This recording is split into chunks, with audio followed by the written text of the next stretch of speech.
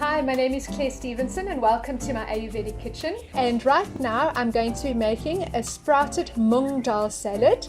So to start, I've put on the heat and I'm going to put 2 tablespoons of ghee into our skillet. So 2 generous tablespoons.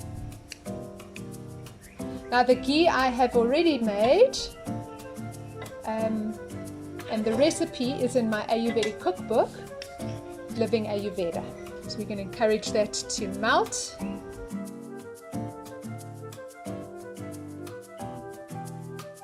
So to our heated ghee, we're going to add 2 cups of sprouted mung dhal.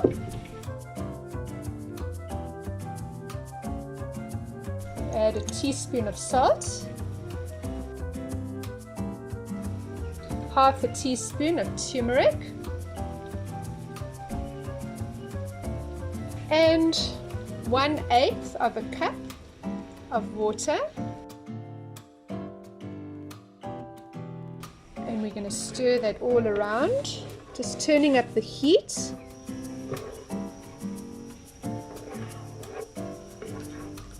Turning in the colors of the turmeric, allowing the ghee, golden color of the ghee to come through as well. I'm turning up the heat as we'd like to cook our sprouts.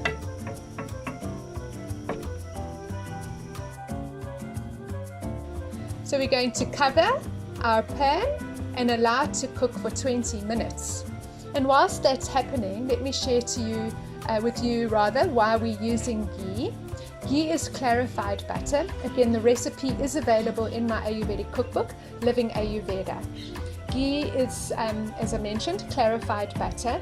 And what we're doing is we are evaporating the moisture off of the butter, as well as separating the milk solids from the pure yellow or golden ghee that would be left behind. Why do we use ghee in our cooking? Ghee lines the villi of the small intestine, and these villi are what support peristalsis and the movement of the foods through our digestive system. So in our Western lifestyle, traditionally our diets are such that we eat far too much gluten and animal products, and this gets stuck between the villi of the intestine, which makes the villi a little bit more challenging and difficult for this peristalsis movement. And ghee cleans away, makes the digestive system smooth and unctuous, again allowing for this facilitation. What it also does is it makes the cells of the villi into nice plump grapes.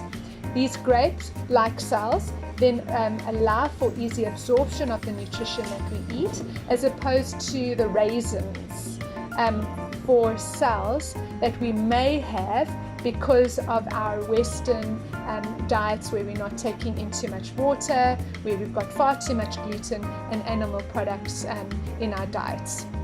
So due to the fact that our food largely contains anti-nutrients, which means that the soil quality is not of good quality, that through the process of transport, moving from the farm to our fridge, all these anti-nutrients take place.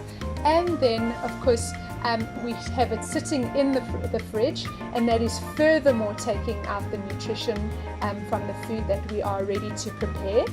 We want to get as much benefit from the nutrition, and so hence we want grape-like cells in our small intestine in order to absorb the nutrition from the food that we eat. Another interesting fact about the ghee is that it crosses the blood-brain barrier. So in Ayurveda, we use ghee as medicine.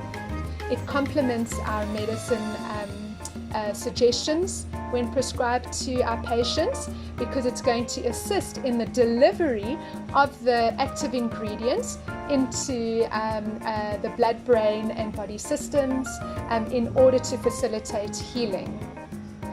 Another interesting fact about milk and why milk and its byproducts are also healing in Ayurveda. The cow is revered in India and in the Ayurvedic tradition.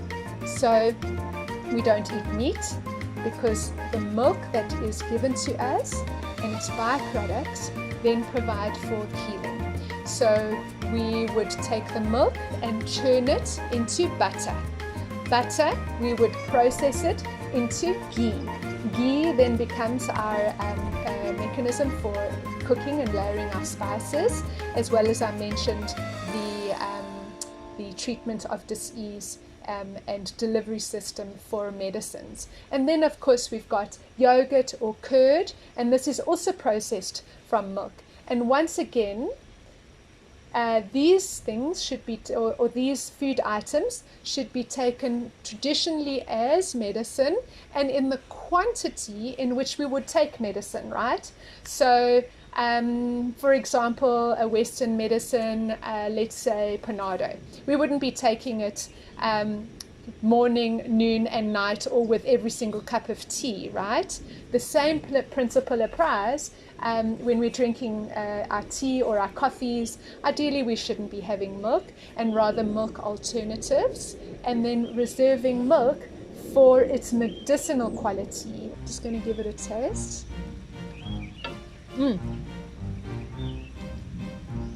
I'd like it to just evaporate a little bit more, so that when we put it on the roti, it doesn't make it go damp. So let's have a taste and see that the beans are soft.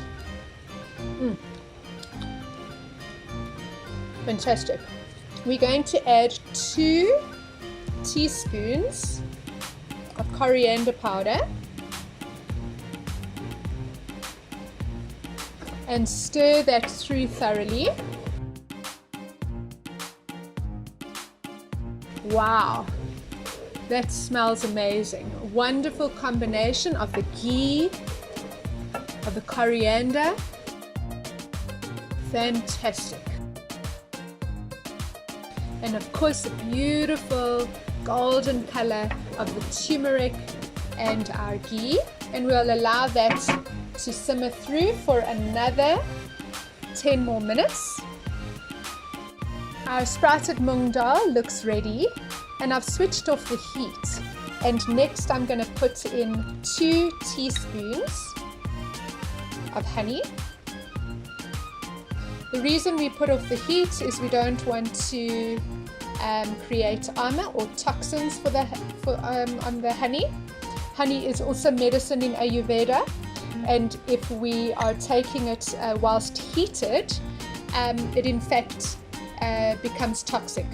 So we ideally want to have it when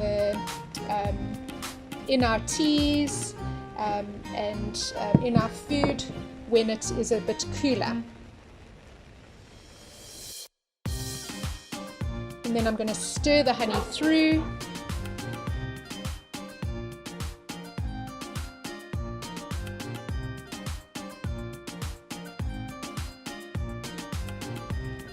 Next, I'm spooning the sprouted mung dal into a bowl before serving it on our roti. Let's just do that much for now. And we're spooning on our sprouted mung dal onto roti.